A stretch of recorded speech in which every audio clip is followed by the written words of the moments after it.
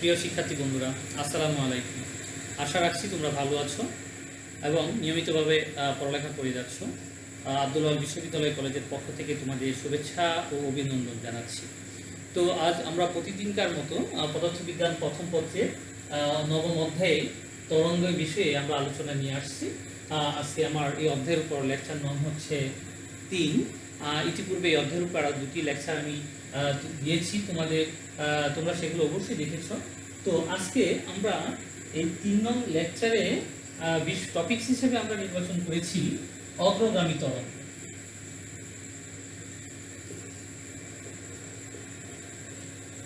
অগ্রগামী তরঙ্গ এটাকে ইংলিশে বলা হয় প্রোগ্রেসিভ ওয়েভ।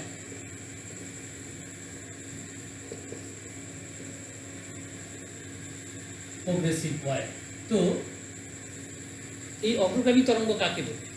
অগ্রগামী তরঙ্গ হচ্ছে যে তরঙ্গ উৎপত্তি স্থল থেকে কোনো জড় মাধ্যমে পর্যায়ক্রমে শক্তি সঞ্চালন করে সামনের দিকে অগ্রসর হয়, পর্যায়ক্রমে সামনের দিকে অগ্রসর হয়, তাকে বলা হয় অগ্রগামী তরঙ্গ। তার মানে অগ্রগামী তরঙ্গের ক্ষেত্রে কি হবে? সে উৎপত্তি স্থল থেকে পর্যায়ক্রমে সামনের দিকে অগ্রসর হতে থাকবে এবং শক্তি বিনিময় করতে থাকবে, তাকে বলা হবে অগ্রগামী তরঙ্গ।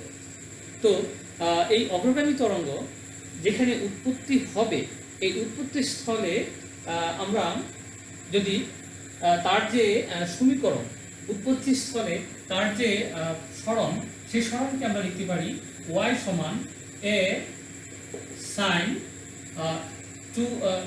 sin omega t.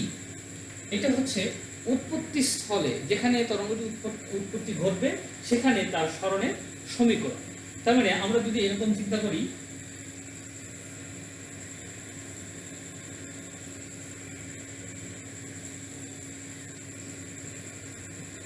এই একটি তরঙ্গ, এটা অরিজিন পয়েন্ট হচ্ছে ও, এই ও বিন্দুতে এটি উৎপত্তি ঘটেছে। আমি এই ও বিন্দু থেকে এটা ওয়াই অক্ষ ধরলাম, আর এটা ওয়াই প্রাইম, এটা হচ্ছে এক্স অক্ষ, আর এটা হচ্ছে এক্স প্রাইম। তাহলে ধনাত্মক এক্স অক্ষের দিকে আমি এই তরঙ্গটি দেখিয়েছি। এই তরঙ্গে এই ও বিন্দুতে তরঙ্গটি উৎপন্ন হয়েছে। এই ও বিন্দুতে তার যে সরণ ঘটবে, সেই সরণের সমীকরণ হচ্ছে ওয়াই ইকুয়াল এ সাইন ওমেগা টি। তো এখানে এ হচ্ছে তার বিস্তার। বিস্তার কাকে বলে তোমরা জানো? বিস্তার হচ্ছে যে এই সাম্য বিন্দু থেকে একদিকে সর্বাধিক যে দূরত্ব, তাহলে এটা হচ্ছে বিস্তার। আবার এই দিক থেকে আমরা বলতে পারি এটা বিস্তার। তাহলে এখানে এ হচ্ছে বিস্তার, ওমেগা হচ্ছে কৌণিক কম্পাঙ্ক, ওমেগা হচ্ছে কৌণিক কম্পাঙ্ক। কৌণিক কম্পাঙ্ক। তাহলে কৌণিক কম্পাঙ্ক আমরা মানে যেখানে সে কম্পিত হচ্ছে, এই কম্পনের পরিমাণ আমরা এই ওমেগা থেকে পাই। আর কি হচ্ছে তার সরণের সময়। তো এখন আমরা জানি যে তরঙ্গ যেখানে উৎপত্তি হয়, এই তরঙ্গ যত সামনের দিকে অগ্রসর হতে থাকে, তরঙ্গ তার দশা পার্থক্য পর্যায়ক্রমে কমতে থাকে। তার মানে দশা পার্থক্যটা কিভাবে কমতে থাকে? আমরা জানি যে এই শীর্ষবিন্দু থেকে শীর্ষবিন্দু পর্যন্ত যে দূরত্ব, সেই দূরত্বকে আমরা বলি হলো তরঙ্গ দৈর্ঘ্য।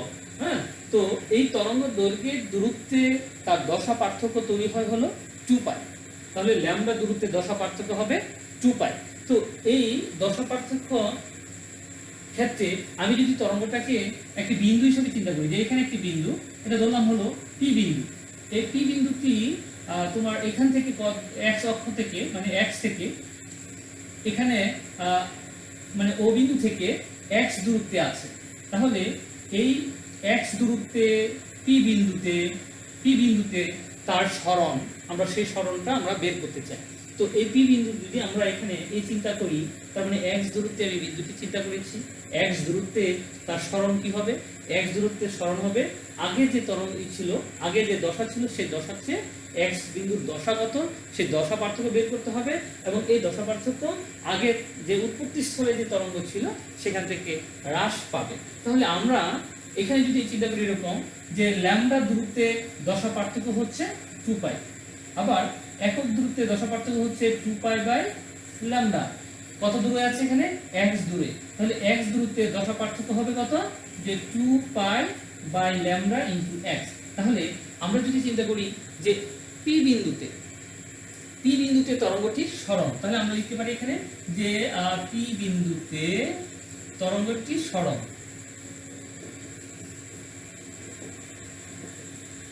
পি বিন্দুতে তরঙ্গটির সরণ কি হবে, যে আমরা এখানে y সমান লিখব a sin ওমেগা টি।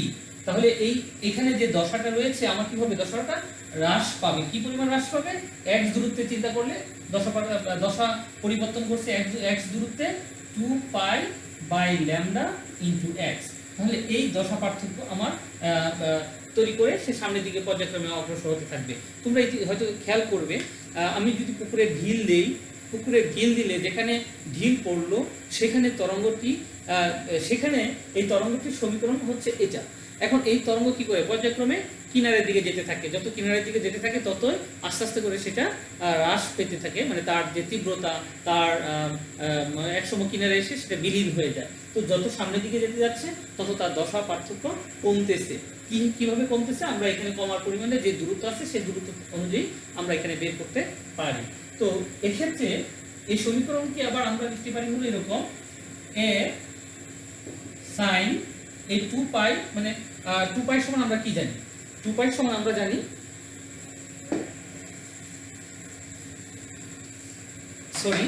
এখানে এই ওমেগা সমান আমরা জানি হলো যে 2 পাই এফ। এই এফটা হচ্ছে কম্পাঙ্ক, এই তরঙ্গের কম্পাঙ্ক। তাহলে আমরা যদি এটা এরকম হয় লিখতে পারি যে 2 পাই আর এখানে হচ্ছে এফ আর এখানে হচ্ছে টি, 2 পাই এফ টি। তাহলে এফটা হচ্ছে এখানে কম্পাঙ্ক, আবার 2 pi by lambda into x. আমি দুই জায়গা থেকে যদি 2 পাই কমন নিয়ে যাই তাহলে আমরা কি পাবো এখানে, যে এ সাইন 2 পাই এফ টি, হ্যাঁ এফ টি। আচ্ছা, আমরা যদি কমনটা এখন না নিই, আমরা কমনটা একটু পরে নিই, এখানে আরেকটু কাজ করে নিতে পারি। আরেকটু কাজ হচ্ছে যে এ সাইন এই এফ সমান আমরা কি জানি, আমরা জানি যে ভি সমান হচ্ছে এফ ল্যামডা। তাহলে এফ সমান হচ্ছে ভি বাই ল্যামডা, আমরা এটা লিখতে পারি। তাহলে এফ এর পরিবর্তে আমরা লিখব হলো এখানে যে 2 পাই আর এফ এর পরিবর্তে হচ্ছে ভি, আর এখানে আছে হলো তোমার টি আর নিচে হচ্ছে lambda minus 2 pi by lambda into x. তাহলে এখানে দেখো আমাদের কমন কি কি আছে, 2 পাই বাই ল্যামডা। তাহলে 2 পাই বাই ল্যামডা এটাকে আমরা সামনে নিয়ে আসতে পারি। তাহলে এ সাইন 2 পাই বাই ল্যামডা, হ্যাঁ ইনটু হচ্ছে এখানে ভিটি মাইনাস এক্স। এই যে আমরা সমীকরণটা পেলাম, এই সমীকরণ হচ্ছে ধনাত্মক এক্স অক্ষ বরাবর অগ্রগামী তরঙ্গের সরণের সমীকরণ।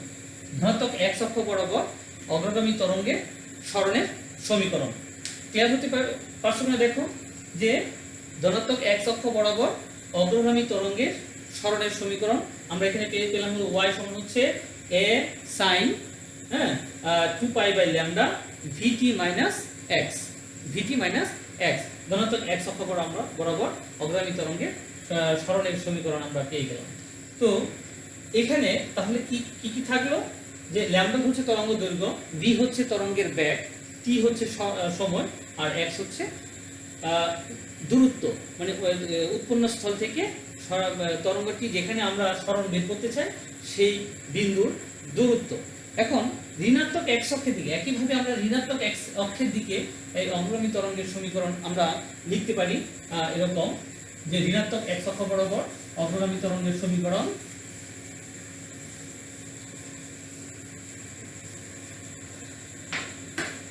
ঋণাত্মক x অক্ষের দিকে হচ্ছে a sin 2 pi by lambda, এখানে vt মাইনাস ছিল সেটা হবে প্লাস।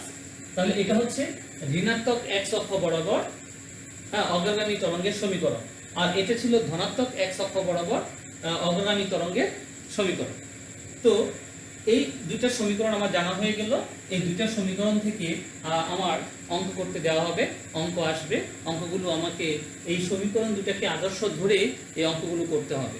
কিরকম, আমি একটি অঙ্ক তোমাদের দিচ্ছি। আমরা এই সমীকরণ দিয়ে একটি অঙ্ক করতে পারি। অঙ্কটা হচ্ছে একটি অগ্রগামী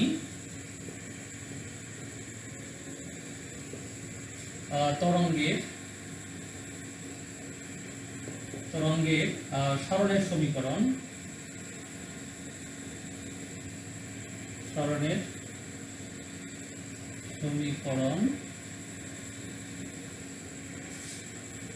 y equal 10 sin pi t by 0.2 minus x by 1.2 হলে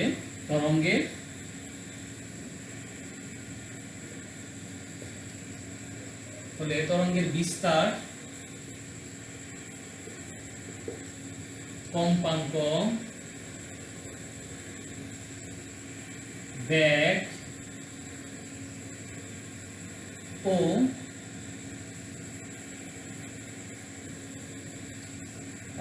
তরঙ্গ দৈর্ঘ্য কত। এখানে এককগুলো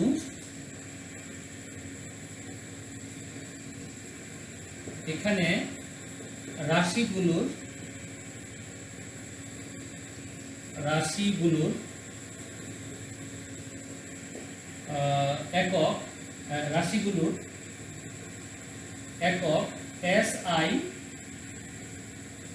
এককে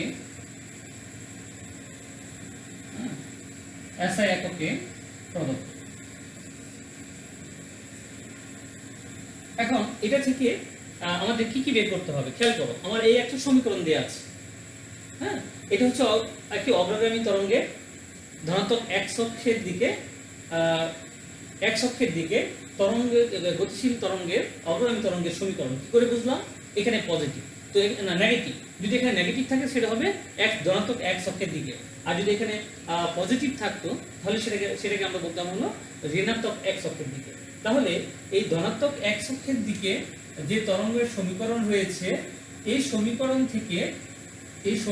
থেকে আমাকে বের করতে বলা হয়েছে কি বের করতে বলা হয়েছে বিস্তার কত, বের করতে বলা হয়েছে কম্পাঙ্ক কত, বেগ কত, তরঙ্গ দৈর্ঘ্য কত। তো আমাকে এখানে এই চারটা জিনিস বের করতে বলা হয়েছে। তো এটা আমি কিভাবে করব? তো এটা করার জন্য আমরা এই করতে পারি, হ্যাঁ, সমাধানে যেতে পারি। প্রথমে আমি কি করব, যে এখানে দেয়া আছে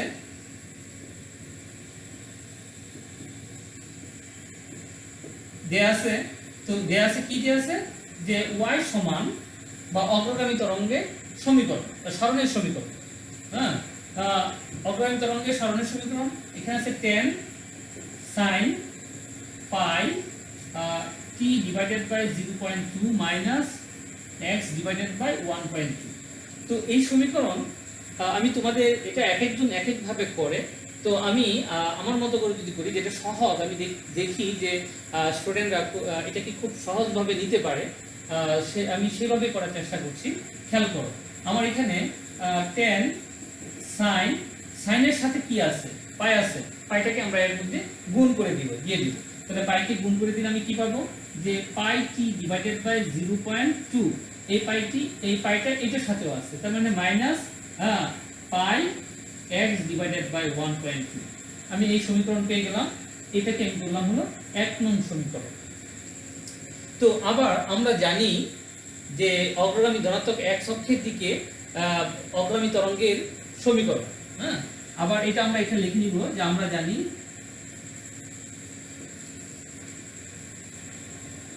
ধনাত্মক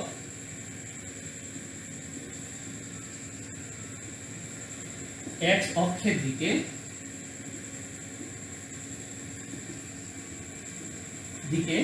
অগ্রগামী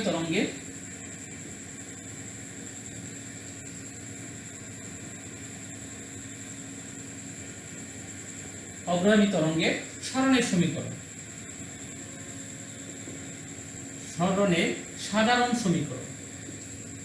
সাধারণ বললাম কেন? তো এটা হচ্ছে আদর্শ সমীকরণ ধরা হয়, সরণের সাধারণ সমীকরণ কি ছিল? y সমান a sin, আমার এখানে ছিল হলো 2 পাই বাই ল্যামডা, এখানে ছিল dt মাইনাস x। এটা ছিল আমার আদর্শ সমীকরণ অগ্রগামী তরঙ্গের ধনাত্মক x অক্ষের দিকে। তো এই সমীকরণে এটা কি আমরা সাইনের সাথে যা আছে তা দিয়ে আমরা একে গুণ করে দিব। গুণ করে দিয়ে কি লিখতে পারি যে a sin 2 pi vt by lambda minus এখানে লিখতে পারি হলো 2 pi x divided by lambda.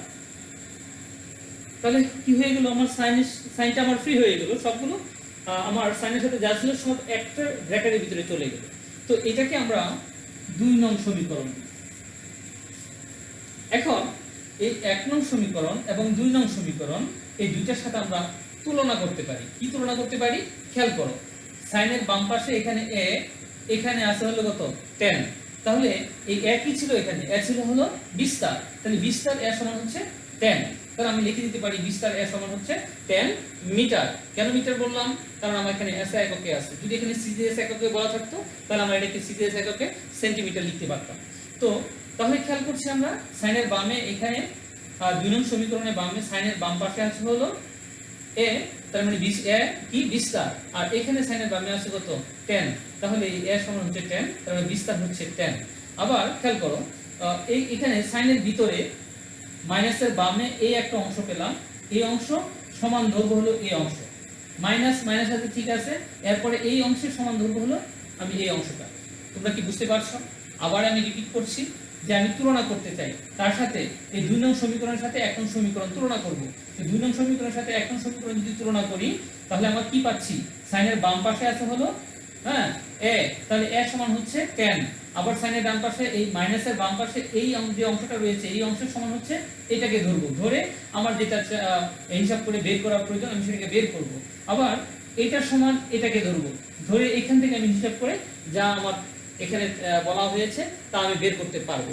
তো চলো আমরা দেখি তাহলে আমরা বিষয়টা কি লিখবো। এখানে আমি লিখবো, একটু মুছে দিচ্ছি আমি।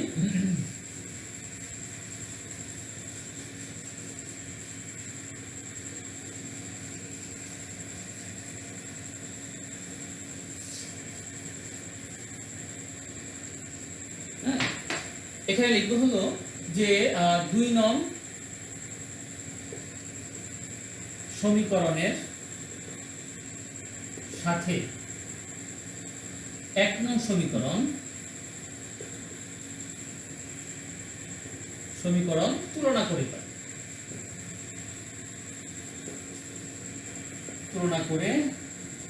পাই, কি তুলনা করে পাই, যে এই 2 নং সমীকরণের সাথে 1 নং সমীকরণ তুলনা করে আমি পাচ্ছি হলো যে a সমান 10।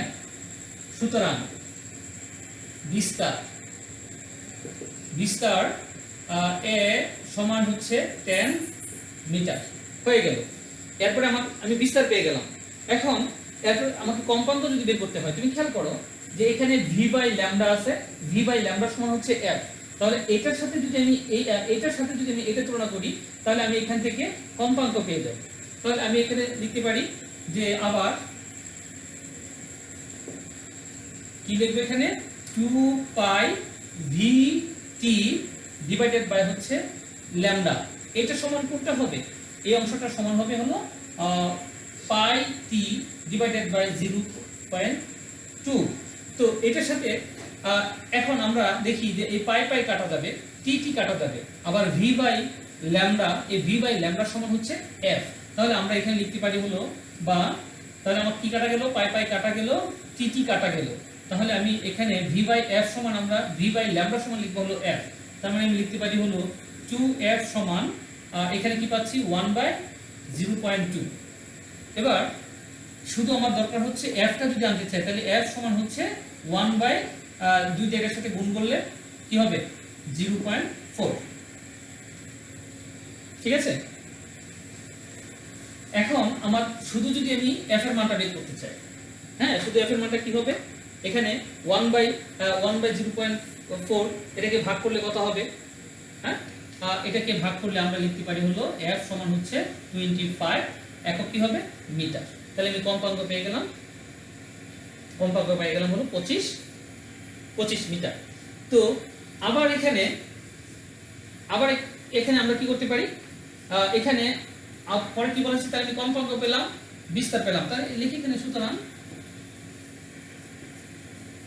কম্পাঙ্ক f সমান হচ্ছে 25 মিটার।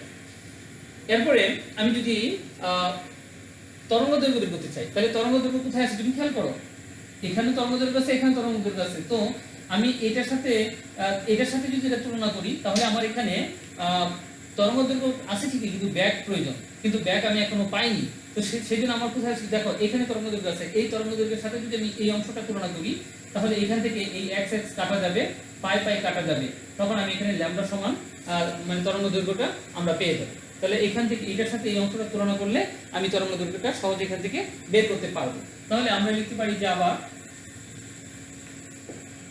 এখানে পাচ্ছি হলো 2 pi x divided by lambda equal, এটা সমান হচ্ছে পাই x ডিভাইডেড বাই 1.2। খেয়াল করি, তাহলে পাই পাই কাটা যাবে, x x কাটা যাবে। হ্যাঁ, আমি এখানে পরে লিখতে পারি হলো যে 2 divided by lambda equal 1 by 1.2। এবার আমরা আর গুণ করলে আমরা কি লিখতে পারি, আর গুণ করলে লিখতে পারি হলো যে ল্যামডা ইকুয়াল, হ্যাঁ, এটার সাথে গুণ করলে 2.4 এত মিটার। তাহলে আমি এখানে তরঙ্গ দৈর্ঘ্য পেয়ে গেলাম। তো তাহলে আমরা এখানে লিখতে পারি হলো যে সুতরাং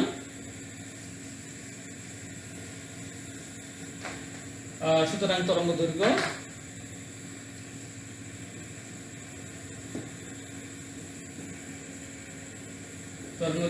ল্যামডা সমান হচ্ছে 2.4 মিটার। হ্যাঁ, তাহলে আমি তরঙ্গ দৈর্ঘ্য পেয়ে গেলাম। এবার হচ্ছে আমার ব্যাগ যদি বের করতে চাই, খেয়াল করো, ল্যামডা পেয়ে গেলাম, কম্পাঙ্ক আবার এফও পেয়ে গেলাম। তার মানে আমি যদি ভি বের করতে চাই, হ্যাঁ, আমরা কি লিখব, যে আমরা জানি যে ভি সমান হচ্ছে এফ ল্যামডা। হ্যাঁ, এবার যদি আমি এটাকে এখানে মান বসিয়ে দিই, মান বসাইলে এফ এর মান ছিল কত, এফ এর মান হচ্ছে 25, আর এখানে ল্যামডার মান হচ্ছে 2.4। এবার আমরা গুণ করব, গুণ করে যে মানটা আসবে সেটা আমরা এখানে লিখে দিতে পারবো, গুণ করে আমরা এখানে মানটাকে লিখে দিই। তাহলে খেয়াল করছি আমরা অঙ্ক যেভাবে করার, হ্যাঁ, আমরা খুব সহজভাবে এই অঙ্কগুলো করতে পারি। একইভাবে তোমরা তোমাদের বইয়ে যে অঙ্কগুলো রয়েছে, আশা করছি তোমরা বাকি সব অঙ্কগুলো নিজে থেকে করে ফেলবে। হ্যাঁ, কোনো সমস্যা হলে অবশ্যই আমাকে ইনবক্স করবে। ঠিক আছে, তবে ভালো থেকো, আজকে এই পর্যন্তই। হ্যাঁ, আবার আগামী দিন দেখা হবে। ওকে, আল্লাহ হাফেজ।